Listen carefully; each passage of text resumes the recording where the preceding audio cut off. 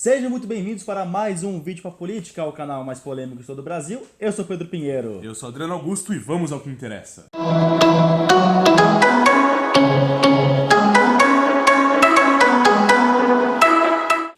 No nosso último vídeo, nós começamos a nossa maratona dos dois últimos candidatos à presidência da República. Nós falamos de...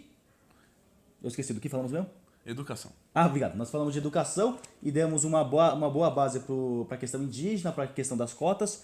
E agora vamos continuar falando de Bolsonaro e Haddad, só que agora dando uma base muito grande para as reformas. As reformas que todo mundo querendo, todo mundo quer reforma de alguma coisa. E vamos falar o que os candidatos têm para falar a respeito disso. Vamos começar pela reforma do Estado. Não é uma reforma política, mas reforma da estrutura mesmo do Estado que cada um quer fazer. Haddad aí tem uma ideia de um Estado maior. Ele inclusive fala que o Estado deve ter o tamanho necessário para promover a justa regulação da economia e da sociedade para a prestação de serviços públicos eficientes e de qualidade para o povo. Então ele não tem um critério aí de tamanho do Estado tão reduzido quanto um liberalismo, por exemplo. É típico coisa de um representante do povo que é estatal, que acredita que o Estado tem que estar em todos os setores, agindo da forma como uma pessoa que abraça todos os setores públicos da sociedade. E é uma coisa que o Bolsonaro vai muito contra, né? Já que Bolsonaro tem essa ideia de essa reforma política em quesito liberal, nós temos essa ideia de redução do tamanho do Estado. O número de ministérios, para quem não sabe hoje, nós temos 23 ministérios, mais outros 6 órgãos que atuam como ministérios. Então, ao todo, são 29 ministérios que nós temos aqui no Brasil. E a ideia do liberalismo do Bolsonaro é diminuir muito esse. Eles, por exemplo, propõem unir aí o Ministério da Agricultura com o do Meio Ambiente, é uma das propostas dele, por exemplo. É um exemplo viável, pelo menos temos uma coisa prática que podemos cobrar, caso o Bolsonaro seja o presidente da República, mas eu ficaria um pouco mais calmo, um pouco mais de acordo com o projeto, se ele falasse pelo menos quais são os ministérios que têm um funcionamento ruim, porque de fato o nosso número de ministérios que nós temos do nosso país é gigante. E eu queria pelo menos que o Bolsonaro falasse quais são os ministérios que ele quer tirar, porque não tem uma coisa clara do quais são. Ele só critica o número e fala que quer diminuir. Pra mim isso pode ser viável, mas é pouco prático. Pra mim é muito vago. Um ponto interessante aqui do plano de governo do Haddad ele vai implementar uma autoavaliação do governo. Então seria aí naquele sentido de como o Estado ele não está concorrendo com ninguém, então não há essa própria concorrência melhore o serviço do Estado. Ele acredita que o Estado se autoavaliando, ele poderia proporcionar essa melhora dos serviços, melhoras da eficiência, melhoras aí de corrupção também, enfim. Então, planos para combate à corrupção, que eu acho que os dois planos obviamente vão ter, na verdade todos os planos de governo têm, mas eu acho que na questão, pelo menos no ponto do Bolsonaro, está um pouco vago. Segurança e combate à corrupção, enfrentar o crime e cortar a corrupção, beleza. Eu queria um mecanismo um pouco mais claro, um mecanismo um pouco mais eficiente. O próprio plano do Haddad não fala nada muito específico, mas ele pelo menos cita aí em criar, tá nessa parte de autoavaliação do Estado, mas criar órgãos que fiquem monitorando atividades do Estado para checar essa parte de corrupção dentro do Estado. O único ponto é que esses órgãos são estatais, vão ser de estatais, então é Estado regularizando o Estado. E é uma coisa um pouco complicada de se pensar, porque historicamente o nosso país não é visto como um Estado que representa o povo. Mas é uma coisa que acontece em empresas também, né? Numa empresa você vai ter o setor de compliance da empresa. Ou você contrata uma consultoria, alguma coisa para fazer a sua própria análise de corrupção, mas geralmente isso é uma coisa que está dentro da própria empresa, porque envolve aí acordos bastante confidenciais da empresa, esse tipo de coisa, né? Então, acho que essa parte do Estado, olhando para o próprio Estado, não é o pior problema disso aí. Você pode criticar mais pelos grandes agentes de corrupção hoje em dia, né? Serem, por exemplo, os envolvidos no Petrolão e no Mensalão. Aí, o exemplo claro do Lula. E como o PT aí tem legitimidade para falar, ou se ele tem legitimidade para falar sobre corrupção, né? Reforma tributária. Quem recebe até 5 salários mínimos para Haddad não vai pagar imposto nenhum. Ele também pretende aumentar aí os impostos para as pessoas mais ricas aí, né? Então, cobrar impostos gradativamente com a renda da pessoa, mas Já falamos isso no nosso vídeo do Haddad, desse projeto de começar a criar tributos e impostos para as grandes fortunas. Agora, o plano de governo do Bolsonaro, eu já falei, é um plano de governo que é liberal, porque temos a questão de não cobrança de grandes fortunas, porque a ideia do Bolsonaro, com uma ideia de liberalismo, é diminuir o número de impostos de todos os setores e descentralizar o poder da União, que é a ideia de você ter mais autonomia dos estados e municípios para cobrar seus próprios tributos. Todos os tributos, impostos que você paga, está na Constituição Federal. Então vamos ter uma mudança aí constituinte, que diz que as maiores riquezas vão ficar no estado e nos municípios, e essa cobrança de impostos fica reduzida em todos os setores. Sim, então você vê que o Haddad ele quer tirar dos menos favorecidos aí, mais cobrados, mais dos que têm mais dinheiro, enquanto o Bolsonaro quer reduzir como um todo aí. Da reforma da Previdência, Haddad também tem uma proposta que é a seguinte: eles vão primeiro cortar os privilégios da Previdência, aquelas pessoas que recebem muito fora aí do que é estipulado pelas regras, por alguma anomalia do sistema. Enfim, eles vão também unificar, de certa maneira, as previdências que são cobradas nos municípios, nos estados e na União, fazer alguma coisa mais comum, nacional. E eles também pretendem criar empregos e, com isso, fazer com que aumente-se a arrecadação para a Previdência. A arrecadação da Previdência é vista também no plano de governo do Bolsonaro. Agora, esse combate a privilégios é engraçado, né? Porque o Haddad tem um plano de governo de combate aos privilégios dos mais ricos, né? Cada vez os mais ricos vão ter que pagar mais devido às suas grandes fortunas. Agora, não vejo no plano de governo do Haddad um combate a privilégios políticos, que é uma coisa aí que já é oposta do Bolsonaro. O Bolsonaro não tem um projeto de combate a privilégios dos mais ricos, ainda mais porque o plano dele é liberal, diminuição de impostos de todos os setores. O plano de governo do Bolsonaro já envolve tolerância zero com o crime e com a corrupção sendo vista agora como um crime hediondo. E também temos essa ideia de combate aos privilégios, apesar de que esses privilégios, de novo, tá vago, né? Privilégios é o quê? O quê? O número de auxílios, número de... que é uma coisa que até que a Haddad é contra. Um dos auxílios dos políticos hoje é auxílio moradia para quem já tem propriedade. O Bolsonaro acho que nunca falou disso. Agora, esses privilégios que eles tanto falam, eu não vejo quais são esses tais. Temos as imunidades parlamentares, as imunidades formais, nós temos os auxílios, nós temos os impostos, e eu não sei realmente qual é o privilégio que eles querem quebrar. Só dizem que querem tirar. De qualquer jeito, o Haddad tem algumas propostas aí para a reforma política. Todas essas propostas ele fala com ampla participação popular para serem referendadas. Ele também fala do aumento do uso de plebiscitos e referendos, mas também até de uma maneira propositiva, da população falando quais aspectos gostaria mais de uma reforma política. Aqui eu já não vou ter que concordar muito com a ideia, porque é o seguinte, a ideia de plebiscitos e referendos são boas, envolvendo a ampla participação da população. Isso, quem conhece a Suíça e a Inglaterra acho que vai se identificar com a ideia, de que é uma ideia de que colocar o povo dentro da participação do Estado, das mudanças, das reformas e tudo mais. Só que a ideia do Haddad é muito voltada para que o povo possa escolher qual vai ser a decisão determinada. Ou seja, colocar plebiscitos no lugar do Congresso Nacional, no lugar dos deputados escolhidos democraticamente. E eu acho que é uma ideia muito voltada mais para o populismo do que para uma ideia prática em questão. Já não vejo dessa maneira, acho que questões bastante importantes aí, por exemplo, o que um Bolsonaro gostaria de fazer que é o estatuto de armamento, né, dar arma para a população, é uma típica coisa que poderia ser referendada para a população, inclusive já foi feito isso, né, anteriormente.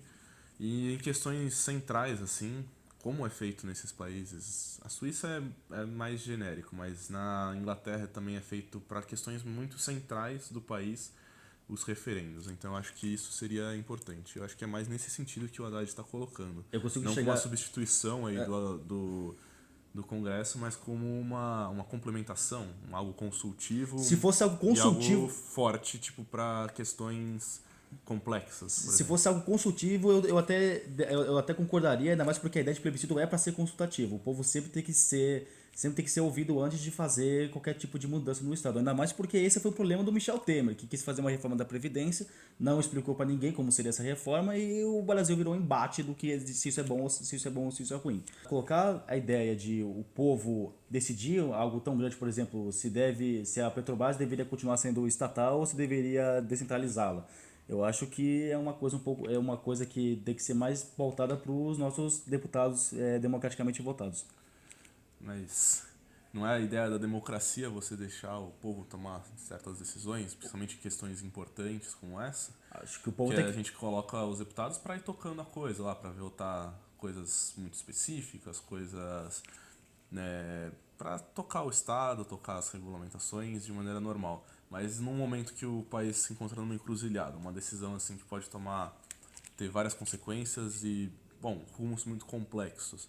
Não seria interessante ouvir a opinião da população? Claro que isso teria que ser feito de uma forma não muito populista, sem muita propaganda, o que é complicado. Acho que Mas o plebiscito tem que vir. Eu acho que a ideia, acho que temos aqui em comum. O plebiscito tem que ser uma instituição criada, ainda mais porque o povo ainda tem pouca voz ainda. o fato é que a gente tem pouco, né? O fato é que a gente tem pouco, é pouco. Acho que uma ideia vinda da Inglaterra seria bem-vinda.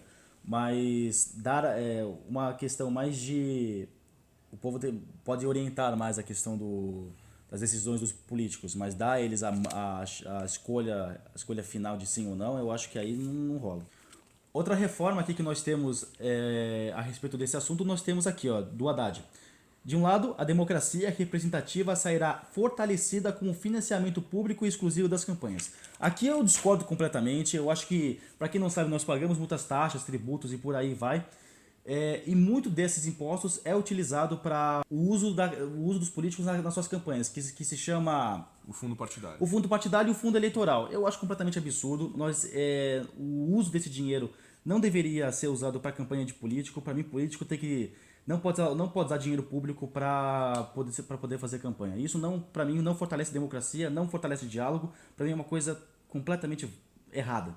Bom, do jeito que tá, eu concordo, é uma perpetuação de poder, né? Até porque eles dividem proporcionalmente o número de deputados em Congresso, então partidos que já têm muitos deputados tendem a continuar muito fortes. Mas eu já discordo que deva ser uma participação nula do Estado nesse quesito, porque tem partidos aí que defendem pautas completamente contra empresas ou contra instituições financeiras. Esses partidos estariam claramente prejudicados e acho que numa democracia você não pode restringir completamente a participação dessas ideias numa eleição. O número, para mim, Fora que você vai atrelar a ideia as ideias das pessoas ao que uma empresa acredita, ao que um grupo de pessoas de influência econômica acredita, o que pode se tornar prejudicial para a democracia também, né? Você tem que entender que esse dinheiro vai vir de alguém e essa pessoa tem seus próprios ideais, né? para mim, por isso que eu acredito que a ideia de um partido conseguir se manter ao longo dos anos deveria vir única e exclusivamente de filiados. Filiados, eu acho que é aquilo que mantém um partido funcionando, ou pelo menos deveria manter um partido funcionando, fazendo suas próprias doações através dos seus filiados unicamente.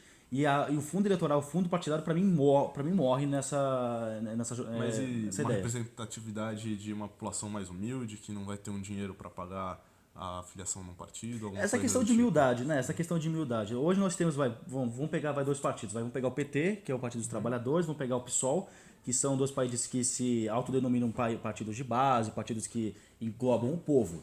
Eu acho que partidos grandes com esse número de ideais, que são, de certa forma, mais humildes, com um número de filiados gigantes, que eu sei que cada um deles deve ter, e tem, porque se passa, a gente vê isso sempre em TV, em mídia, mostrando um número gigante de representantes que eles têm. Eu acho que só com doações desse tipo de setor, para mim já é o suficiente para esses partidos viverem. Fundo eleitoral, então, fundo partidário, nem precisaria.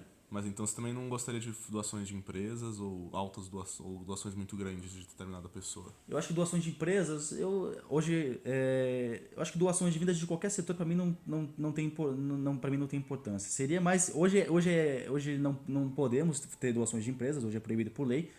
E eu até acho isso certo, porque como você falou, vincula o interesse da empresa com o partido, mas eu acho que isso não impede, mas hoje não impede ter doações de filiados de pessoas específicas. Eu acho que já que a empresa não pode doar, sua empresa especificamente, cada pessoa da empresa pode doar sem problema nenhum. Sem limite, qualquer valor que ela quiser? Hoje no Brasil nós temos, qual é o limite? Você tem uma renda mínima, eu acho que é tipo 10% de... Tem uma renda máxima, eu não lembro qual é o número máximo de doação, mas não sei, eu não tenho uma opinião própria se deveria ter um limite ou se não deveria ter um limite. Tá, mas o ponto aqui, para mim fundo eleitoral e fundo partidário morrem, não precisam existir. É um dinheiro público utilizado para coisas que ninguém quer. Nós estamos focando aqui mais nas reformas do projeto do governo Haddad, porque elas são mais citadas e são até um pouco mais claras. Tem propostas de fato, né? As do Bolsonaro são um pouco jogadas, assim. Eu diria mais vagas. É a ideia do liberalismo de descentralizar o poder político, enquanto o projeto do Haddad já é um pouco mais como mudar o poder político.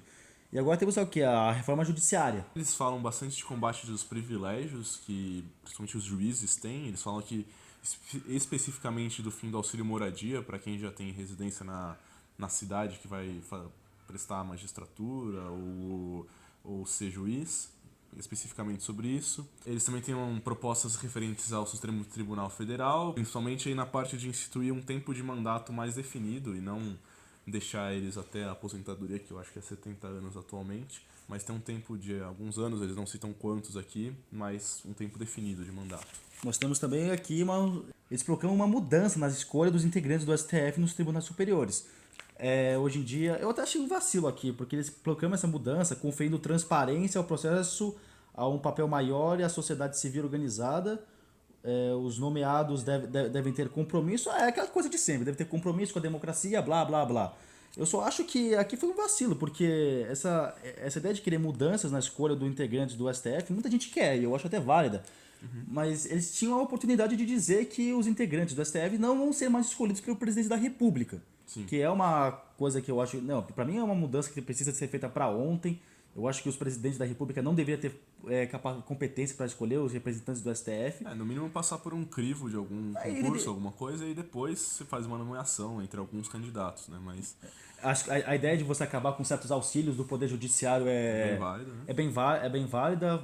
A mudança de salários, eu acho que porque temos aqueles salários do teto, que ultrapassam o teto que vai até o infinito, que eu acho válido. Cabe a você escolher, decidir se isso é bom ou não. Eu acho pessoalmente positivo demais.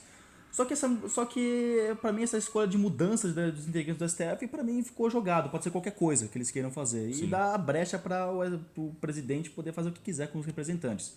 Eu acho que devia cortar completamente esse laço entre presidente, executivo e poder judiciário. E por último, temos essa ideia de vários privilégios. Finalmente o Haddad especificou quais são os privilégios do judiciário que ele quer cortar. Mas de novo eu não vejo vontade de falar do poder judiciário, mas não quer falar do poder executivo nem do legislativo, que tem privilégio já tendo poder mais. E ele continua não querendo falar sobre esses privilégios. Então é isso, galera. Fim de papo. Segundo vídeo sobre os dois últimos candidatos à presidência da República. Um deles vai ser o nosso presidente. Nós focamos mais nos projetos do Haddad, porque eu acho que são mais concretos, gostando deles ou não, achando eles melhores ou pior. O fato é que, comparando isso aqui, né, dá pra perceber muito mais conteúdo dentro do Haddad. De novo, gostando desses conteúdos ou não. Mas ele cita, dá exemplos, fala sobre muito mais coisas do que no projeto do Bolsonaro. Tem várias instituições estatais que o Haddad quer criar, que ainda não citamos aqui. Acho que é uma coisa mais rápida que temos que falar aqui. O Bolsonaro não faz mais não tem esse projeto de criação de novas instituições. O Bolsonaro mais é uma ideia de diminuir o poder político do que só mudá-lo, que é o do Haddad. Então focamos mais no Haddad. Nesse caso, continua a mesma coisa. Deixem nos comentários o que vocês acham desses governos, leiam os projetos, vai estar aqui na descrição do vídeo sempre. Se você gostou desse tipo de vídeo que a gente está fazendo mais informal, aí deixa o seu joinha, compartilha também com seus amigos, aí, familiares, para eles se informarem melhor aí sobre o programa de governo de fato, porque a gente está numa eleição bastante polarizada e as propostas de cada um deles acabam sendo diluídas aí no meio de muitos xingamentos, muita difamação. Muita mentira. Muita mentira. Vamos tentar se focar com pelo menos, o que eles falam que vão fazer, né? Ok, então fique com a gente amanhã, a gente volta aqui com mais um vídeo sobre esse segundo turno. E até amanhã. Até mais.